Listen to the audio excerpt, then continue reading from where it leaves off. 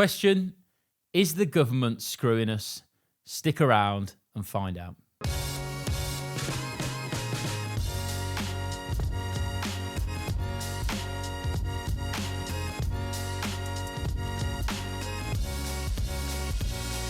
Question then, is the government screwing us? I mean, there's a lot to uncover with that. I think fundamentally, yes, obviously.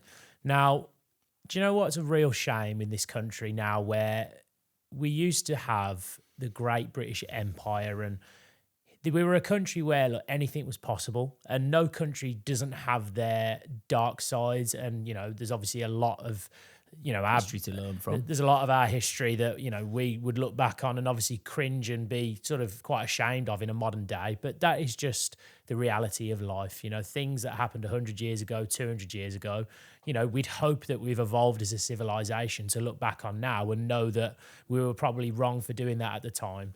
But, 2,000 years ago, we were running around with swords trying to stab each other. So, that's just the nature of the beast at the time.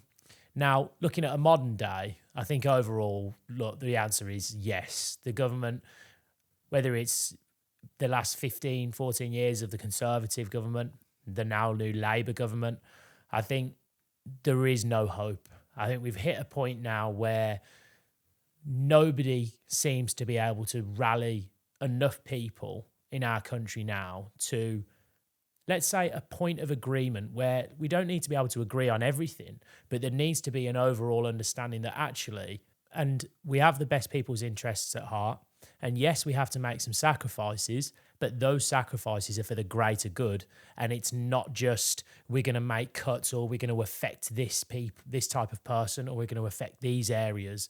It's got to be a collective. We've got to bring society back, and we've got to bring that community back.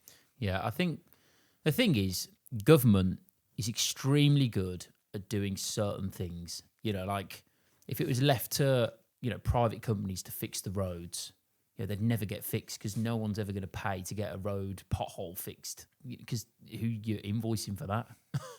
Street lights, you can't pay a company to rent a street light for the night. Do you know what I mean? If you're driving home. So there's certain things that the government are very good at. I'd completely disagree. See, can try. Go on, then bring it up. But let's be honest. I think the problem with the government in those circumstances is the fact that they aren't business focused. And because they're not business focused, they get bent over backwards on cost.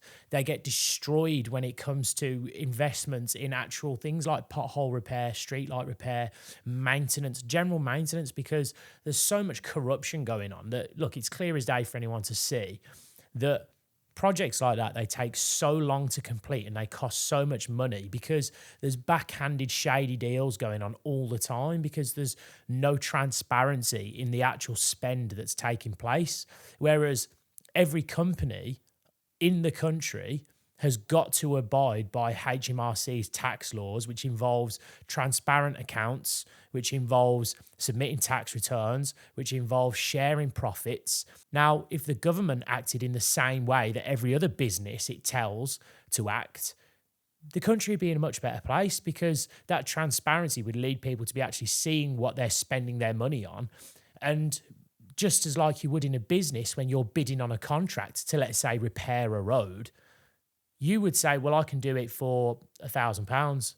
And then you look at the government spend and go, 10 grand. How have you spent 10 grand on repairing a pothole?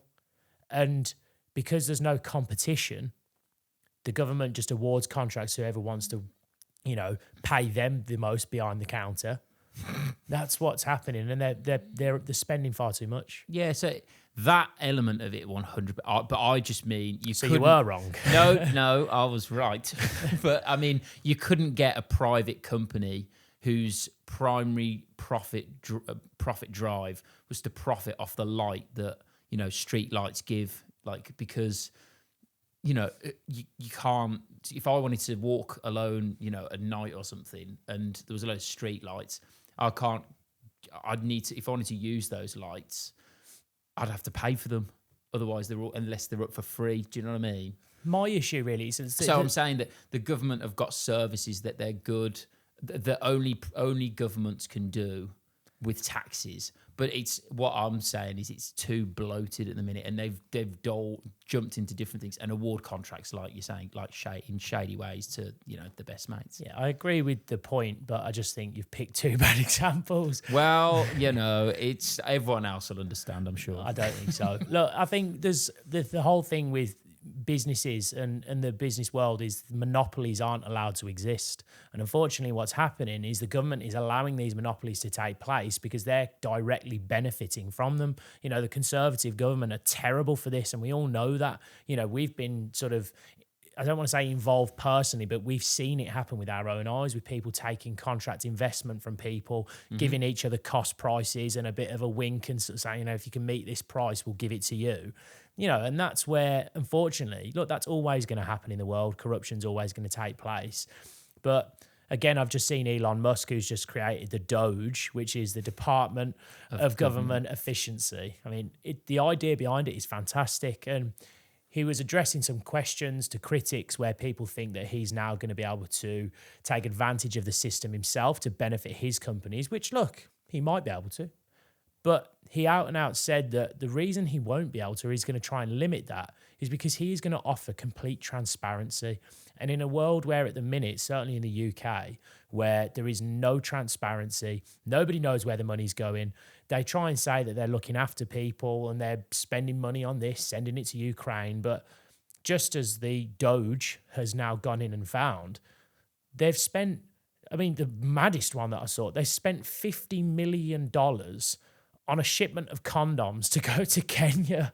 And I'm just thinking to myself, look, we all need to practice safe sex, but $50 million worth of condoms is a bit extreme, isn't it? Yeah, have you seen... the thing, this is where we're getting to, and I agree that 100% there needs to be a cut down of government spending because governments don't generate profits. Governments take the profits of company and spend it. So, without any companies to give the government the money, they're not going to be able to do anything. So finding ways of making the savings is critical. And one of the maddest ones I saw that came out, again, not that long ago, I think it was only the other day, was the mine. And I don't know if you've heard about the mine, but essentially with the government workers, obviously they'll retire at some point. So when they retire, when Elon Musk has gone in, he said, oh, right, okay, so we're, retirement records, how many people we got here? And he said, oh, well, with the retirements, we can actually only retire 10,000 staff, per month. And he's kind of gone, what? What? There'll be more than 10,000 people that retire sometimes, surely? Yeah, and per year it was. Yeah, was it per year? So he's kind of going, well, how's that work? What do you mean? And he's gone, well, we've got to, we write it on paperwork, so we all have to hand write it all down. He's gone, what? You write people's retirements on paper? Because what do you do with the paper? So, well, we have to box it all up, put it in a file, send it with FedEx, send it to the Rocky Mountains or wherever it was. And it gets sent to a mine, a limestone mine, and they've been doing this since 1955. And they go in a mine shaft, literally, there might even be a photo that we can put up, and then they file them again, and they have been doing this for 70 odd years manually. And that's why they can only retire so many people, because there's only so many handwritten letters that can be done each day, and only so much transportation that can be done each time. So it's like, what? So this Elon Musk's going, what the hell are you talking about? So why is that not digitized? And he needs to get people from, low value jobs into high value jobs. Well, look, there's so many examples of that taking place all around the world. And the thing that I don't understand, and again, look, it was something that Donald Trump says, and again, I sort of take no political sides here, but he said that, there seems to be an element of disruption to his goal of uncovering waste. And to me, I don't understand how anybody could put forward an argument to say, you're not allowed or you shouldn't be investigating our spend to help try and save money. Because to me, that's just a huge red flag. Because why would somebody not want you to investigate spend in the aim to try and save money and look for places where there's an overspend or there's an unnecessary spend, and you've got an entire department that is now just wasting thousands, in fact, millions or billions, he's saying. But you know what the clock's almost at now? It's $100 billion has been saved now, pretty much, which is twice the size of the UK's defence budget Already. And he's been in 3 weeks or something like that. And this is the thing that I hate about the majority of people that we've allowed ourselves in a modern society. And again, going back to the point of government where, unfortunately, democracy generally leads people to being on two sides of the fence. You're either right or you're left. And it doesn't matter which side you're on. For me, I'm more in the middle, and I try and find points from both sides where I look at, there are things that the Labour government do that I think is great and I agree with, and the things that on the Conservative side that are great and I agree with. But too many people now are forced into this hard right or left mentality. And it's almost become that if you're even insinuating for a second that you slightly agree with something that the opposing party has said or done, it's like you're out of the club. You're no longer allowed to be no man's a land. Labour supporter. We don't want you because you've actually said that you agree with something that the other team have said. And it's just this unfortunate mindset now where if you're on the one side, you have got to hard support that one side. And God forbid the other team say something, even if they said, oh, we're going to cure cancer, they'd go, oh, well, what about Parkinson's? It's just ridiculous. They can't do right. And we need to go back to this mindset where, no matter what side of the coin you're on, you can still look at the other side and go, do you know what? Actually, I support that. Even though I don't listen or agree with 90% of the stuff they're doing, this 10% actually I can really get on board with. Yeah, I mean, it's so difficult to just get an even split. And I think these things amplify even more and the tribalism kicks in because there's been a cost of living crisis. And these things are bred in this sort of environment where, people are struggling, people are finding things difficult. So they push further into their own camps.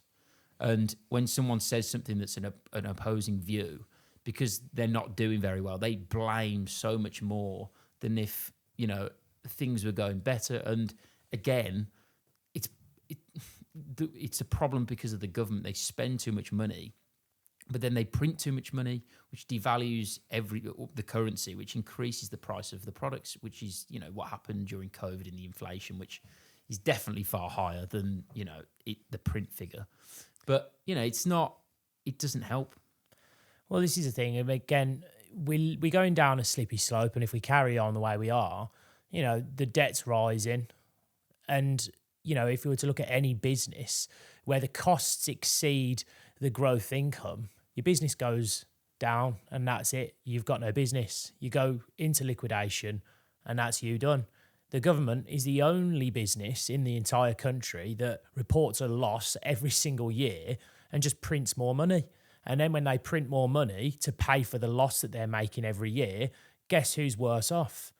The people, because inflation takes place because they're having to print more money to pay for the debt that they keep bringing in, which reduces the value of your cash because there's more of it. So simply put, again, if there's a commodity, diamonds, let's say they're a precious, rare sort of commodity, if all of a sudden millions of them rain down from the heavens, That'd be nice. The price of diamonds would go into the floor. They would be worth nothing because they were so readily available. So it's the same with cash, and that's exactly how inflation works. We keep losing money as a country every single year, and so to pay for that loss, we print more cash, which means the more Great British pounds that are available means the value of them is lower. So cost of living then goes up because of inflation. Everybody's cash that they've got stored is now worth less. So when they go to the shops, they find themselves not being able to afford as much as they could. But if they understood that genuinely that comes from the government's overspend and the printing of all this additional cash, they would soon lose their patience and they would soon be looking to someone like an Elon Musk for the UK to say, well, do you know what? Actually, I would want to have someone that's business savvy, that knows how to generate money, not just how to spend it. I need to know how to generate it and how to increase profits as a businessman does. And that's the problem with this country, is that we've got so many people that are running treasuries, that are running the government, that haven't got a clue how business operates. They don't know how to increase their profits. They don't know how to reduce spends. They just keep spending, thinking they can print more, which is just destroying the country, and it's destroying people's living, because all they do is print more cash, and then they just worry about it, push the can down the road and worry about it later. Well, the thing that blows my mind, and again, echoing the same point, is none of the Labour front bench government have ever had a job. I mean, it's just baffling. Not even a job. They've just worked through the government in, those sorts of governmental roles and done X, Y, and Z. But from when I read, none of them have had a proper 9-to-5 job. Something new every day, don't you? I didn't even know that. But it's crackers, and it's to have someone who's, like I say, got a bit of an understanding. And like I say, with Elon Musk, I agree, they need someone in there that cuts it. I can see the other side that, he's going to be ending up probably cutting things by accident, because he's not going to do it on purpose. Maybe he will, but that's not my conviction. But he could cut things that are going to be necessary. But then it's like he said, he'll just put it back. And I would rather have someone say, like Elon Musk, who's the richest man in the world, impossible to bribe, I would argue, really. You can't really bribe someone who's the richest man on the planet, who's cutting costs and regulations. Because if you have someone like, Janet Yellen, who's like, a chair of the Democratic Party, who's on a 200 grand salary and has a net worth of $15 million or something like that, which, is impossible. Like, how's that happening without a backhander or two?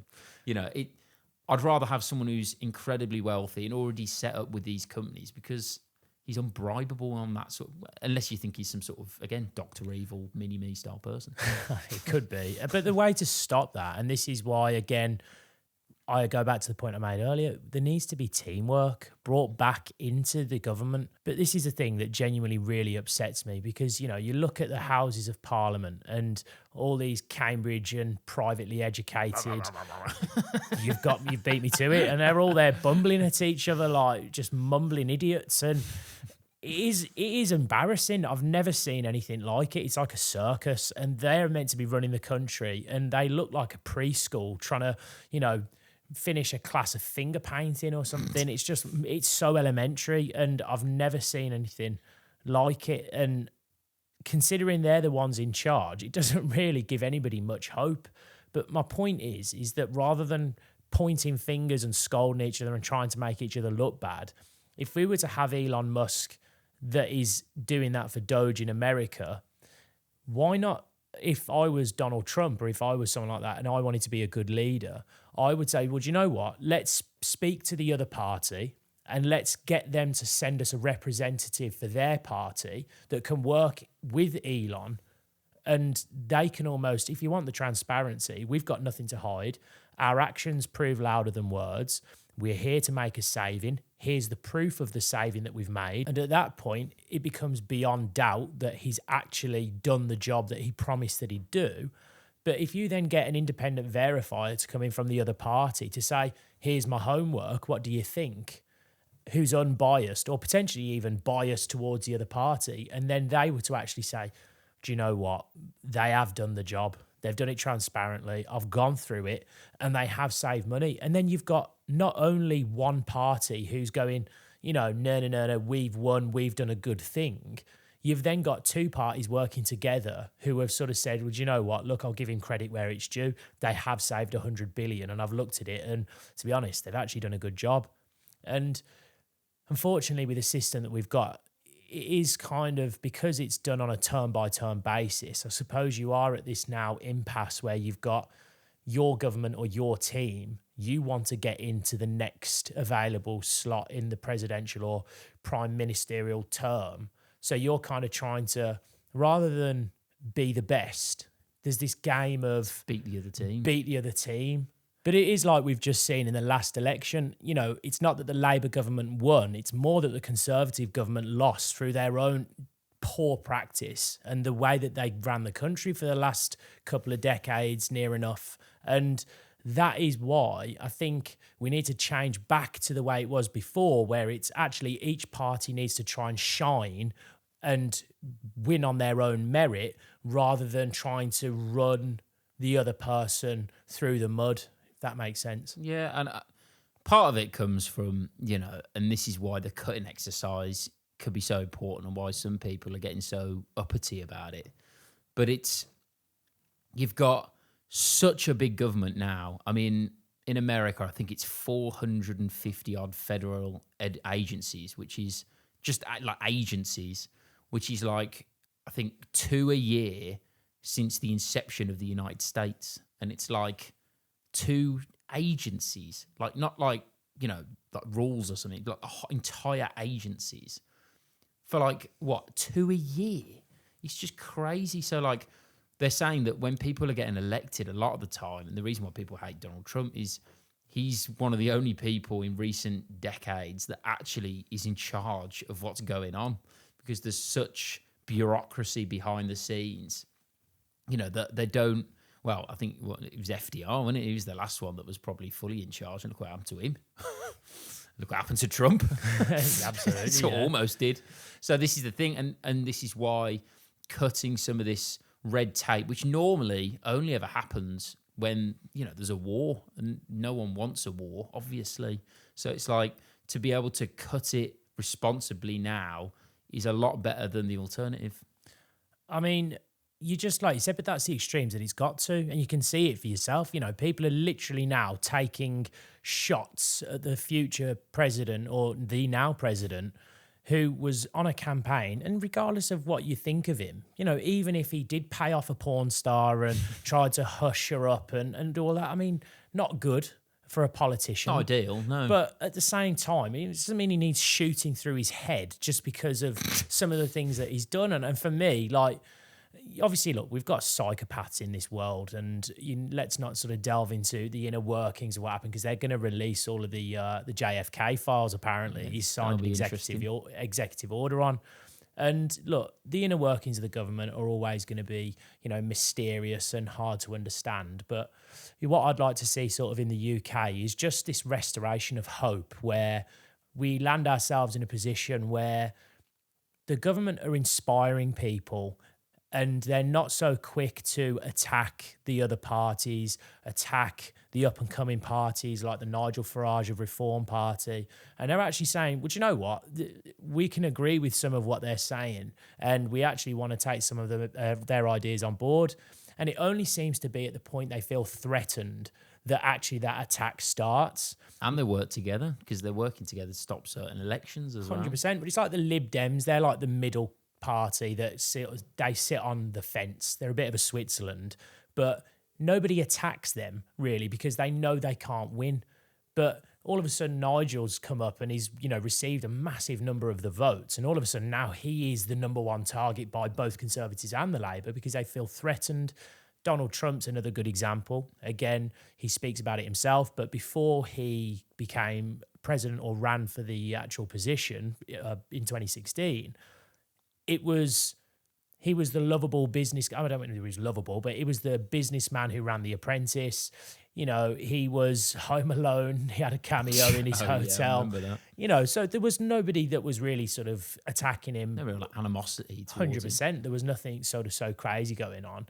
And now all of a sudden he becomes a threat to the other party, and all of a sudden the stories come out and they try and dig up dirt on him. And I just think it's such a poor way of trying to inspire a country when there's just such negativity going on, rather than actually trying to stand out on merit, rather than just pushing everybody else down. This is why it'd be nice to see the statistic that is, 20% of Brits between the ages of 18 and 30 aren't, only 20% are proud to be British. And it's like, wouldn't that be just amazing if that switched? Wouldn't it be, only 20 odd years ago, it was 80%. Are you proud to be British? I absolutely love being British.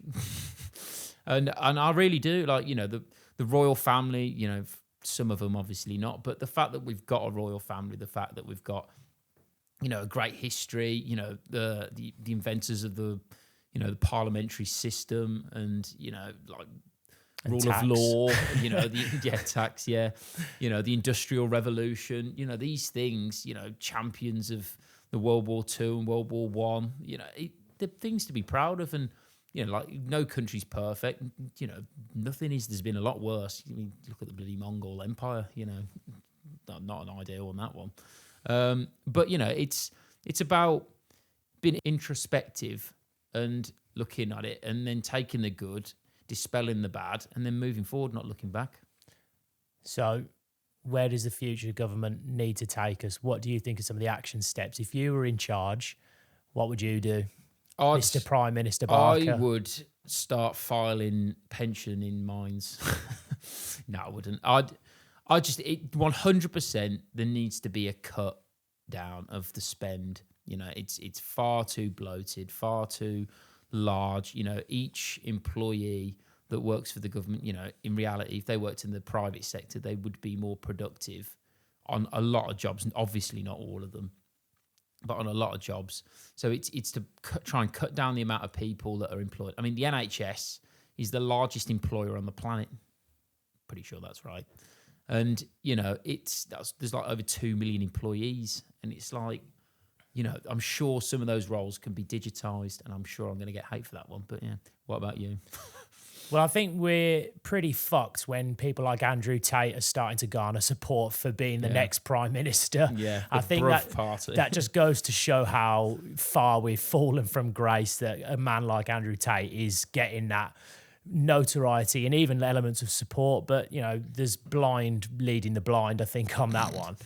For me, what I would do if I was leading the country would be to just address the people's concerns. And look, everybody has this sort of overriding thing that cost of living's going up. So the only way to combat that is by, like you said, reducing spend, but also creating income. So that would be looking to the small businesses and the people that are actually trying to create something for themselves via like building a business, starting a business, and encourage that more, certainly through schools. So I'd certainly look at the schooling system straight away and try and encourage money literacy and understanding taxes, understanding finance, building a business, how to do it. Don't look to two young lads on a podcast. Let's get it into school, and then we'll come in and show the videos at the schools. So I think that, first and foremost, I'd make sure that we're teaching financial literacy from a young age, and we're not discouraging people from starting a business, because at the minute it's very geared towards going into employment, and it just kills your dreams. So that's absolutely number one. The next huge one, again, is just reintroducing a level of deterrent for the crimes that people are committing on a day-to-day basis in this country. And you only have to look around at some of the things that are happening, occurring: robberies, broad daylight, theft, stabbings, crimes, drugs, everything that's just taken over the country. And we've pretty much just given everybody a pass. It seems that the decent people that are the ones getting locked up for crimes these days, that, fair enough, if you have committed a crime and you're the ones you're caught with your hand in the cookie jar, you need to be punished. But there are people out there doing far worse things like gang culture, stabbings, murders, dangerous, reckless driving, running people over, bloody terrorism and all this sort of thing. And they're getting a slap on the wrist, and they're known perpetrators of crime, and nothing's happening. Whereas you look at countries like Dubai, the UAE, and look, they're not perfect. I'm not saying they are, but you hear some horror stories about there where, look, and it's not great, but they've taken people into prisons, given them a 20-year sentence because they've been found with a CBD vape pen, was a big one that stood out in the news, and 20 years in jail. And those jails aren't getting TVs, 3 meals a day, plenty of time to use the gym and sort of facilities, having phones. We only have to look at HMP Wandsworth, what's going on over there. Christ, so they're having a field day. It's like party time, So again, where's the deterrence and not commit crimes? Whereas if you're in the UAE, you commit a crime, you are in jail for 20 years and it's not fun. So the best thing to do is not commit the crime.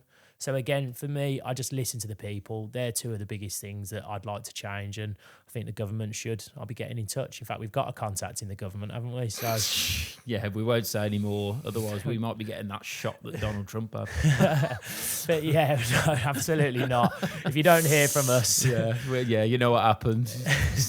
we've obviously said too much. But no, that's what I'd like to see. And you know, the main thing that I'd like to see is this restoration of pride in the country, this restoration of inspiration, where we've got people now that are inspired to find success and inspired to start. And obviously that's the reason why we've done this podcast. And, you know, our goal is simple. If we can motivate or inspire a handful of people, even just one person, which I'll be honest, we've already had, you know, somebody reach out to us and mention that we have changed their lives and they've started to find success and benefited already. So for me, I'm eternally grateful to have this platform to be able to share our insights with people and know that we're making a difference. And if everybody shared that mindset, then we'd be in a better place. Yeah, I think switching that 20% of people being proud to be British or even just proud to live here, I bet that's not even too dissimilar. If that flipped and it was 70% of people were proud to be, it's like having your own home, isn't it? If you weren't proud of living in your own house, it's going to be a shithole. But like, if you're proud of the house you live in, you want it to be nice. You want to have your glasses neatly. You want to like tidy the surface. You want to tidy these things. People are coming around. You're like, oh God, you know, make sure I sweep it up or get the leaves out. And these things. So the country's only exactly the same. You know, if you walk down the street and you saw litter and you're proud of your country, you go, oh, you know what? I'll pick it up and put it in the bin. But if you don't give a shit, you're going to probably throw an add to the pile. 100%. Where's your pride at? Where's the pride? Bring it back. I think it's important. Look, all we're trying to say is that, you know, until people start taking action, nothing's going to get better. We can all sit back, moan and complain about the situation around us. But until we become the change in our environment, nothing is going to happen. So take something from this video. Have some pride in yourself, have some pride in your country and your surroundings, make a difference, and let us know what you think about the current state of Britain in the comments below. Remember to subscribe, and we'll see you in the next video.